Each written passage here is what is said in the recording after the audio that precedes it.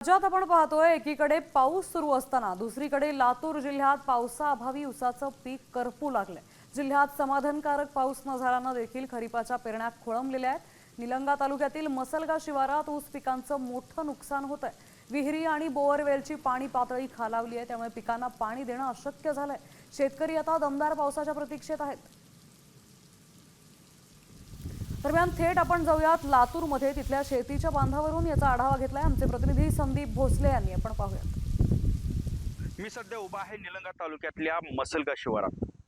पाऊस नाही, जून महिना पूर्णपणे संपून गेलाय, पाऊस कोसळत नाही, त्यामुळे उभी पिकं आता करपायला सुरुवात झाली आहे। शिवारातल्या अनेक शेतकऱ्यांची ऊस शेती ही आता करपायला लागली आहे। ऊसाच्या शेतीला पाणी मोठ्या प्रमाणात लागत असतं, मात्र जून महिन्यात कसल्याही प्रकारे पाऊस कोसळला नाही, त्यामुळे ह्या पिकांची परिस्थिती पाहायला मिळते।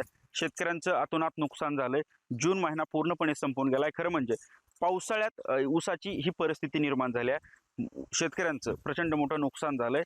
शेतकरी पावसाच्या प्रतीक्षेत पाहायला मिळतोय की जून महिना संपून गेलाय, हो त्याचं नव्हतं होऊन गेलेलं आहे। उभे पिकं, उभे ऊस अक्षरशः वाळून चाललेत। एक नाही, चार चार बोर पडले, पण एकाही बोरला पाणी नाही। इथली जमीन उद्ध्वस्त ही शेती झाली आहे। ऊसाची शेती पूर्णपणे करपून गेल्याने या शेतकऱ्याचं मोठं नुकसान झालंय। कसं तरी थोडं बहुत पाणी देऊन ही शेती जगवली, मात्र पावसाळ्यात देखील जून महिना संपून गेलाय तरी देखील पाऊस पडला नाही, त्यामुळे सगळी ऊसाची शेती करपून गेली आणि शेतकरी मोठ्या आर्थिक संकटात सापडलाय। संदीप भोसले, सामटी न्यूज, लातूर।